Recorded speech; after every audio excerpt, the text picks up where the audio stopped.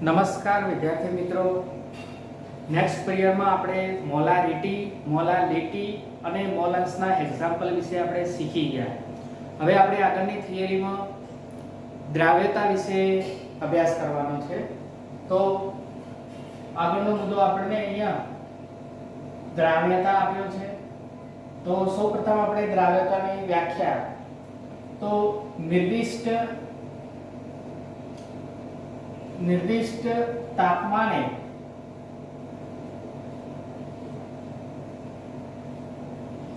द्रावकना निर्दिष्ट जથ્થામાં પદાર્થનો મહત્તમ જથ્થો ઓગાળી શકાય તો તેની દ્રાવ્યતા કહે છે. દ્રાવ્યતા કહે છે. ફરીથી, નિર્દિષ્ટ તાપમાને દ્રાવકના નિર્દિષ્ટ જથ્થામાં પદાર્થનો મહત્તમ જથ્થો ઓગાળી શકાય તો તેને તેની દ્રાવ્યતા કહે છે. હવે આપણે આ વ્યાખ્યાને જો વિસ્તારમાં લખવી હોય તો દ્રાવકના જથ્થામાં આપણને દ્રાવકના જથ્થામાં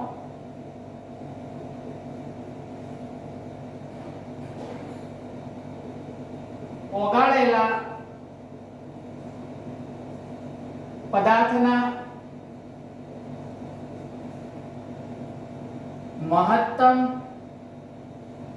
જથ્થાને દ્રાવ્યતા કહે છે. બીજી વ્યાખ્યા જે આપણે આમ વિસ્તારમાં સમજીને લખીએ તો દ્રાવકના જથ્થામાં ઓગાળેલા પદાર્થના મહત્તમ જથ્થાને દ્રાવ્યતા કહે છે. હવે દ્રાવ્યતાને આધારે આપણે અહીંયા બે પ્રકાર પડે છે. પહેલો પ્રકાર આપણે જોઈએ ઘનની પ્રવાહીમાં દ્રાવ્યતા, અને બીજો પ્રકાર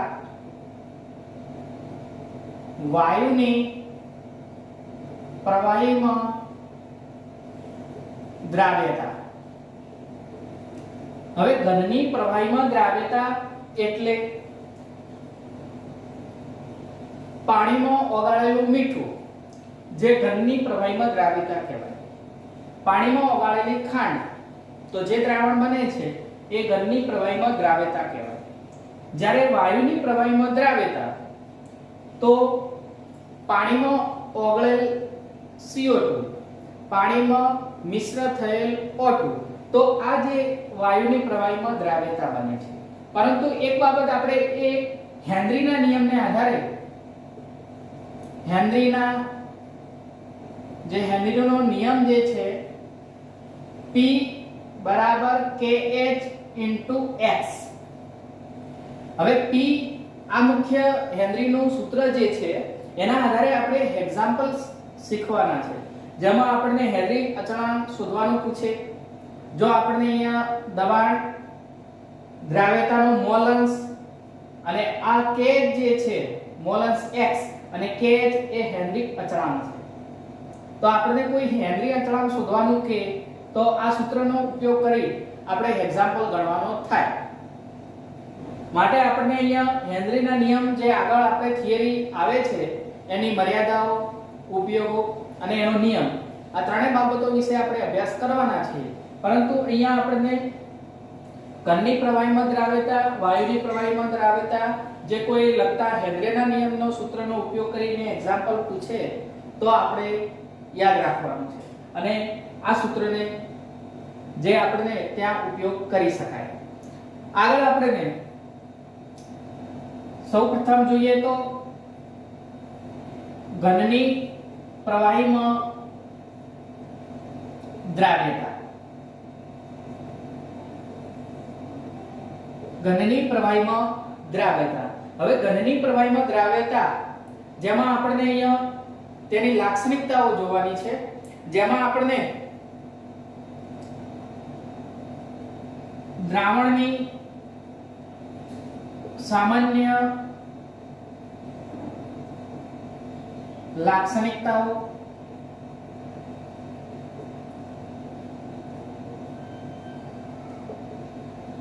તો પહેલી લાક્ષણિકતા આપણે જોઈએ કે જ્યારે દ્રાવ્ય અને દ્રાવક જ્યારે દ્રાવ્ય અને દ્રાવક વચ્ચે પ્રબળ આકર્ષક આંતરક્રિયા થાય તો જ દ્રાવણ બને છે. ધ્યાન રાખજો, જ્યારે દ્રાવ્ય અને દ્રાવક વચ્ચે પ્રબળ આકર્ષક આંતરક્રિયા થાય તો જ દ્રાવણ બને છે. હવે આપણે જાણીએ છીએ કે બધા જ પદાર્થો પાણીમાં ઓગળતા નથી. દાખલા તરીકે આપણને અહીંયા ઉદાહરણ તરીકે જોઈએ કે NaCl અને ખાંડ પાણીમાં ઓગળે છે, પરંતુ નેપ્થેલિન અને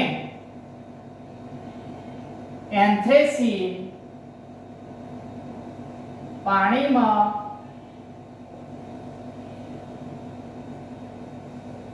ઓગળતા નથી. ધ્યાન રાખજો, NaCl અને ખાંડ પાણીમાં ઓગળે છે, પરંતુ નેપ્થેલિન અને એન્થ્રેસીન પાણીમાં ઓગળતા નથી. જ્યારે એન્થ્રેસીન અને નેપ્થેલિન પાણીમાં બેન્ઝીનમાં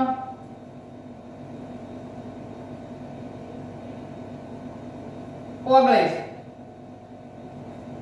પરંતુ પાણીમાં ઓગળતા નથી. ધ્યાન રાખજો, જ્યારે એન્થ્રેસીન અને નેપ્થેલિન બેન્ઝીનમાં ઓગળે છે, પરંતુ પાણીમાં ઓગળતા નથી. આનો મતલબ એમ કહી શકાય કે સરખું એ સરખામાં ઓગળે છે. માટે બીજી લાક્ષણિકતા એવી બને કે ધ્રુવીય પદાર્થો તે ધ્રુવીય દ્રાવકમાં અને અધ્રુવીય પદાર્થો તે અધ્રુવીય દ્રાવકમાં ઓગળે છે. માટે આપણે આ ઉદાહરણ ઉપરથી આપણે સમજી શકાય કે ધ્રુવીય પદાર્થો ધ્રુવીય દ્રાવકમાં અને અધ્રુવીય પદાર્થો તે અધ્રુવીય દ્રાવકમાં ઓગળે છે.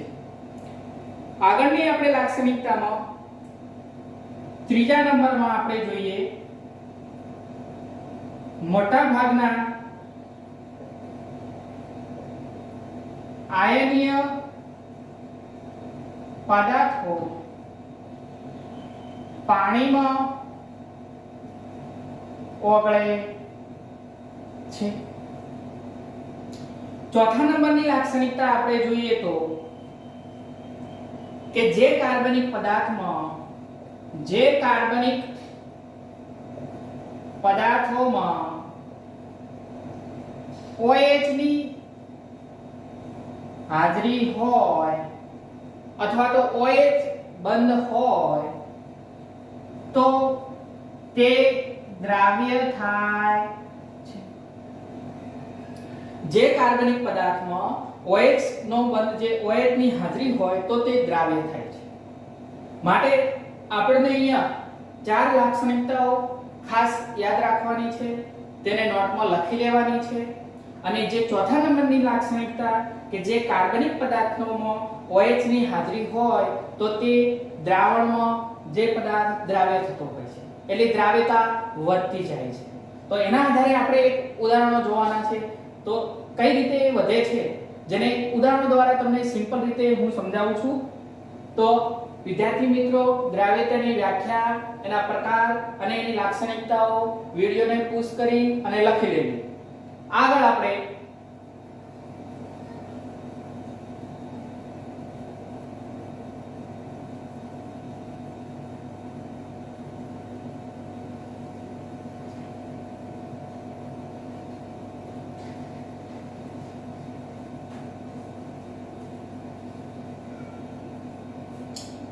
હવે અહીંયા આપણે ચોથા નંબરની જે લાક્ષણિકતામાં OH ની હાજરી હોય તો તે દ્રાવ્ય થાય. દાખલા તરીકે આપણે ઉદાહરણો જોઈએ તો methanol, CH3OH, methanol, CH3CH2OH,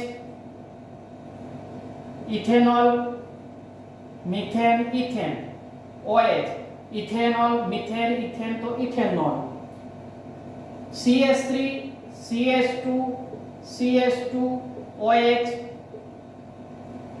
methane, ethane, propane. परंतु प्रोपेन 1 ऑल આ રીતે લખાય છે. પહેલા કાર્બન ઉપર OH છે માટે પ્રોપેન 1 ઓલ બને છે.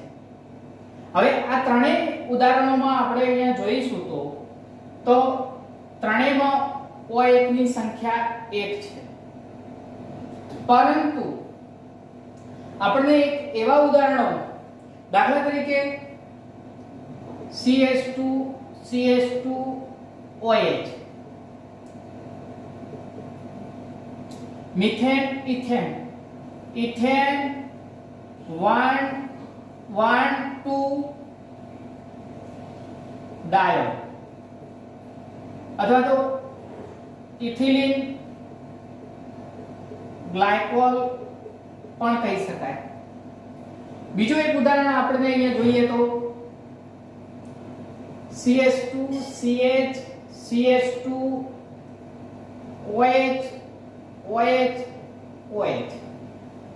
અહીંયા તમે જોશો બે OH છે, એક કાર્બન ઉપર એમ બે કાર્બન ઉપર બે OH જોડાયેલા છે.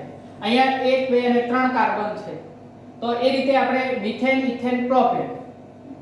તો પ્રોપેન, આનું નામ પ્રોપેન 1 2 3 ટ્રાયોલ થશે, જેનું એક બીજું પણ નામ છે ગ્લિસરીન, જેને આપણે ગ્લિસરોન પણ કહી શકાય. આમ હવે આ ઉદાહરણમાં આપણે ખાસ જે મેં તમને અહીંયા બંધારણીય રીતે લખ્યા છે, પરીક્ષામાં MCQ પૂછાય છે. પરીક્ષામાં MCQ તરીકે પૂછાય કે નીચે આપેલા MCQ માં કોની દ્રાવ્યતા સૌથી વધુ હોય. આપણે અહીંયા લાક્ષણિકતાને આધારે આ ઉદાહરણ સમજવાના છે. તો પરીક્ષામાં આપણને એવો MCQ પૂછે તો આપણે ખાસ બાબત બંધારણીય રીતે તમને પરીક્ષામાં આપેલું હશે નહીં. તમને IUPAC અથવા તો કોઈ સામાન્ય નામ એમ બંને રીતે MCQ માં આપેલું હશે. પરંતુ આ જાણકારી તમારા મગજમાં હશે તો MCQ તમે લખી શકશો. તો અહીંયા આપણે જોઈ શકાય કે ઇથેન 1,2 ડાયોલ, જેમાં બંને કાર્બન ઉપર OH બે OH ની સંખ્યા છે. અહીંયા પ્રોપેન 1 2 3 ટ્રાયોલ, તો ત્રણેયમાં OH ની સંખ્યા છે. તો આપણને અહીંયા એવું કહી શકાય કે જે કાર્બનિક પદાર્થમાં OH ની સંખ્યા 1 હોય તો તે દ્રાવ્ય થાય છે, પરંતુ જેમ જેમ OH ની સંખ્યા વધતી જાય છે તેમ તેની દ્રાવ્યતા વધતી જાય છે. એટલે કે એક OH કરતા બીજા OH ની સંખ્યા જો હોય તો એની દ્રાવ્યતા વધુ બને, અને બે કરતા વધુ OH હોય તો તેની દ્રાવ્યતા સૌથી વધારે હોય. માટે આપણે આ ખાસ બાબત અહીંયા ધ્યાનમાં રાખવાનું છે. માટે એક OH સમૂહવાળા પદાર્થની સંખ્યા કરતા બીજા OH ના પદાર્થની સંખ્યા હોય તો તેની દ્રાવ્યતા સૌથી વધુ બને, અને બીજા OH ધરાવતા પદાર્થની સંખ્યા કરતા ત્રીજા OH પદાર્થ ધરાવતો હોય તો તેની દ્રાવ્યતા સૌથી વધુ બને છે. તો આના ઉપરથી આપણે એમ કહી શકાય. હવે આગળ આપણને અહીંયા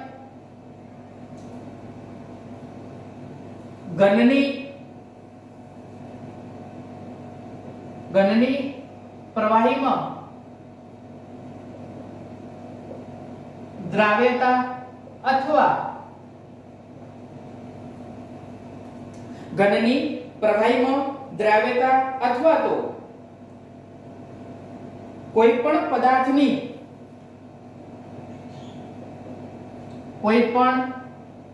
પદાર્થની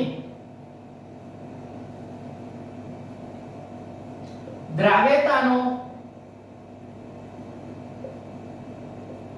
આધાર દ્રાવ્ય અને દ્રાવક ઉપર હોય છે. આગળના મુદ્દામાં આપણે જોઈએ તો ઘનની પ્રવાહીમાં દ્રાવ્યતા અથવા કોઈ પણ પદાર્થની દ્રાવ્યતાનો આધાર એ દ્રાવ્ય અને દ્રાવકના સ્વભાવ ઉપર આધાર રાખે છે. માટે આપણે અહીંયા એવો એક શબ્દ લખી દઈએ, સ્વભાવ પર આધાર રાખે છે.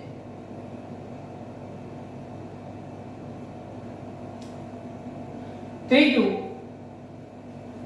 આગળ આપણે જોઈએ કે તે તાપમાન અને દબાણ પર પણ આધાર રાખે છે. હવે આ તાપમાન અને દબાણ આ બંને પરિબળો વિશે આપણે અભ્યાસ કરવાનો છે, જે આપણે હવે પછીના નેક્સ્ટ પિરિયડમાં તેની ચર્ચા કરીશું. તો વિદ્યાર્થી મિત્રો, આટલી બાબત ચોથા નંબરની લાક્ષણિકતા જે છે એના ઉદાહરણો ખાસ નોટબુકમાં લખી લેવા, તેને તૈયાર કરી લેવા, અને એના પછીની જે દ્રાવ્યતાનો મુખ્ય આધાર, તો આ બધી બાબતોનો ખાસ નોટબુકમાં એનો ઉલ્લેખ લખી લેવો અને તેને તૈયાર કરી લેવો. તો હવે પછીના નેક્સ્ટ પિરિયડમાં આપણે આગળના મુદ્દાની ચર્ચા કરીશું. Okay, thank you.